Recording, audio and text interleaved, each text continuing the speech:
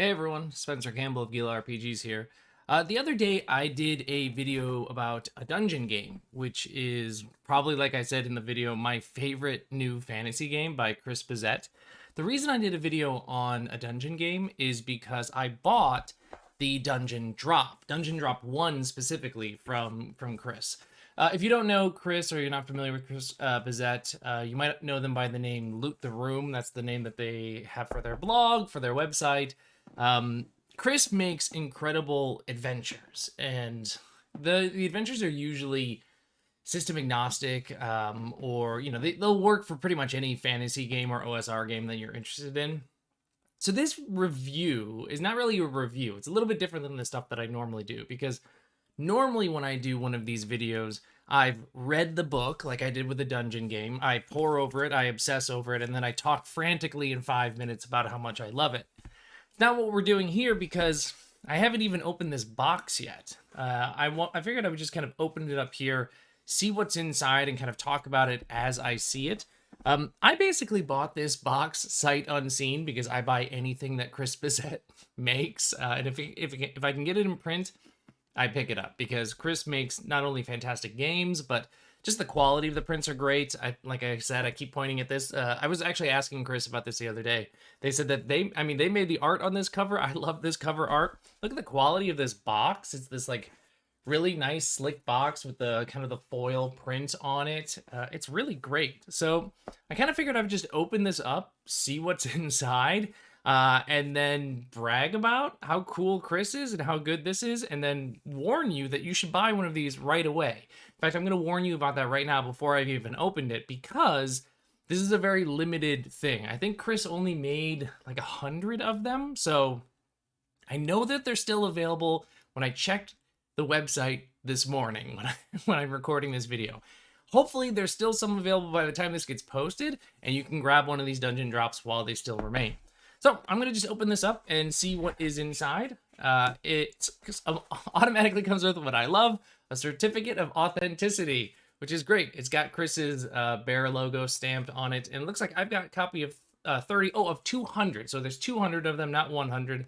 I got copy 30 of it. So that's pretty cool. Oh, and Chris even signed it. Very neat. Awesome. These like nice little touches to things. So inside we've got a kind of a styrofoam protective sort of thing. Who knows what's inside? I mean, I know there's some dungeons inside, but I don't exactly know which dungeons are inside. I've bought and looked at a lot of Chris's dungeons, so some of this might be familiar, some of this might not. I'm excited to see what's going on.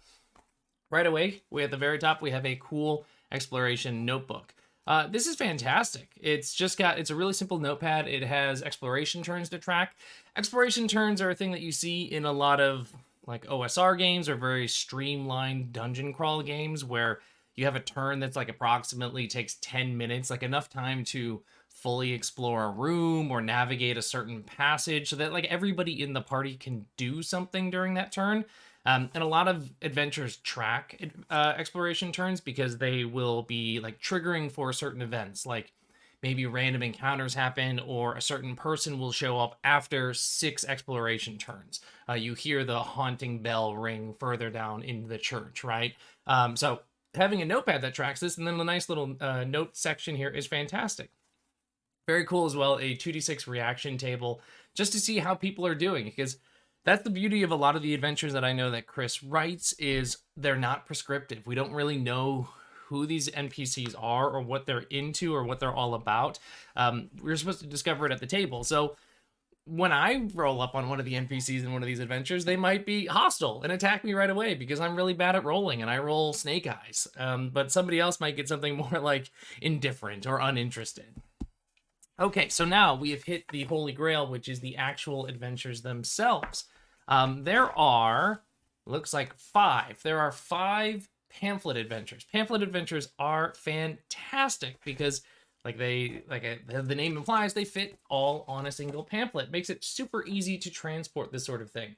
So right away we have the Lair of the Silent Lord. It's a 9-room dungeon. I'm not going to read these during this overview because I don't want to spoil anything. I want you to be able to experience these things on your own, but it's just a really cool 9-room dungeon by the looks of it. Actually, the map inside looked familiar, and I'm seeing it on the front. It's by Watabao.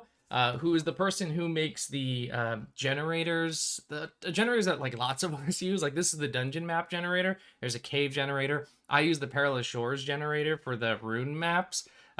So this is just a a very cool map or a cool dungeon. Another cool dungeon. These are all very evocative in terms of their covers and the art. Chris does a fantastic job of evoking theme in the art that they put together for this sort of thing. This is called the Grotesque God, which is very cool. You figure out what this god is all about. There's an altar at a local temple and it's cracking. Something's going on. Figure out what this grotesque god is all about. The Forbidden Blade. Damn, I love that cover a lot. It is very slick looking.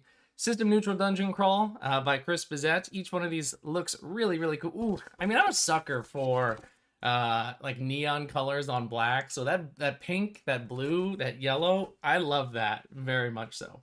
Another dungeon that we can be crawling around in, 9 rooms. 9 rooms feels like just like the perfect amount that you can handle in a session, right? Like if you treat every room as something that you can again explore with these exploration turns, and that's like 10 minutes. It's not 10 minutes of IRL time, but 10 minutes of like exploration. That means a 9-room dungeon is something that in theory your adventurers can get through in an hour and a half. Sounds like exactly the kind of thing you should be able to handle in a night's session. Here we have the Grasping Tunnels. Another system neutral, but this is a tunnel crawl by Chrisbazette. Oh shit, this tunnel looks great. Not only do we see the color system that I like again, the neons on the dark, but look at that cool map. Look at that neat dungeon tunnel system that looks like it's basically just inhabited by a horrible, horrible being, some sort of terrible, gross monster. I mean, one of the points is sacrificial ghosts, so I'm immediately sold on running this as soon as I can. And actually, I say that, but then I look at the cover of this, which is the Stone Secrets. This is, as the thing says, everything is by Chrisbazette. Oh, damn. Damn. Look at that. Look at that cool art. It might not pick up very well just with the coloring and everything. It's a very cool, like, painting styles, like, overview city map. And you can see these just kind of like rough pencil sketches that draw and point you to specific places. This just looks like a really cool town to hang out in and probably get into some trouble. So there we go. We start out right away strong with 5 pamphlet adventures. That on their own is worth the weight of the entire box. Pamphlet adventures are really cool too because once you become familiar with them, you can run them again and again and again, right? You get a new group of people that you're interested in, like introducing to role-playing games or trying a new system with friends. And if you've run the Forbidden Blade multiple times, you feel really comfortable about that sort of thing. In fact, this is something that I've heard Chris talk about on their podcast that's all about people's favorite adventures. Is like those favorite adventures are your favorites because you return to them again and again. And I think pamphlet adventures are like a really strong option for favorite adventures because of that very thing. Okay, so we got through the pamphlet adventures, but our box is not empty. There's still some stuff inside. And when we pull it out, we see that there are 3 bound adventures here. So these are going to be bigger adventures that are going on. Again, I'm not going to read these by any means so that so I don't spoil anything for you. I actually am familiar with this one because I've seen Chris post about this before. I have not read it yet, though, so I'm excited to have it in like paper format. I think I have the PDF of it, and I'm one of those people that just doesn't read an adventure or a game if it's in PDF form. I like need to have it in my hands. So now being able to finally have Beyond the Drowned Spire in my hand feels awesome. I'm curious to see how I'm gonna do with running something like this because I am terribly scared of water, like large open bodies of water. So like going into like an underground water system, maybe it's gonna make me scared, but maybe this will be the thing that helps me overcome my fear. But this is substantial. I mean, it's 50 some pages of adventure right here. So you get your pamphlet adventures when you want to have like a really sleek, cool single night adventuring on something. You jump into something like this when you want to go for a couple nights, right? A couple sessions of adventuring like this. Bodies in Flight looks so good. Look at that. It's got, I don't know if it's kind of picking up, but it's got like a it's a fake worn cover look to it, right? It looks like a novel, like a pulp novel that you would pick off the shelf from, decades and decades ago. what a very cool looking style. What I like about all of these adventures, and I'm again not gonna flip through all of them, is that they're very clean. They're very clean, and that's something that I like a lot about Chris's work. You know, I mentioned that a lot when I was talking again about, I'm going to keep referencing it, the dungeon game, right? A dungeon game is great because of how clean the layout is. It makes it immediately accessible for anybody that looks at it. And these bigger adventures, you know, they're sleek, right? They have the stuff that you need, the content that you need to run the adventure, and it's not full of fluff, and it's not hard to parse. You can just flip to the page that has the next room that you're going to and immediately get all the information that you need in a short paragraph or just a couple of bullet points. Vinehart is the last one, and I'm very, very excited about this. This is another one that I'm familiar with from the digital version, but being able to hold it in person is great. Again, like, it's so cool, right? The way that Chris has sort of the quality on these zines, they feel great. They look like books when you look at the outside edge. They look like they're worn, but they're clearly brand new and in fantastic condition. This is a little bit shorter than the other ones that I had looked at so far, but that doesn't mean it is worse by any means. This looks like a pretty cool zone to explore and run around in. I don't even know what these adventures are necessarily about, but I do know that Chrisbazette wrote them, so I want to play in them immediately. So that is the Dungeon Drop 1. That's my overview of it. It's got 3 printed, like bigger adventures in it, 5 pamphlet adventures in it. It's got the cool notepad for tracking exploration turns. You got your certificate. It all fits really nicely in a box and is kept protected by this nice styrofoam. It looks great. And then on top of that, you get the digital versions of all this stuff as well. So if you are not like me and you like the PDF versions of things, then you can go ahead and actually go use these like on your tablet or something, which is probably a great way to look at these maps as opposed to how I would do it.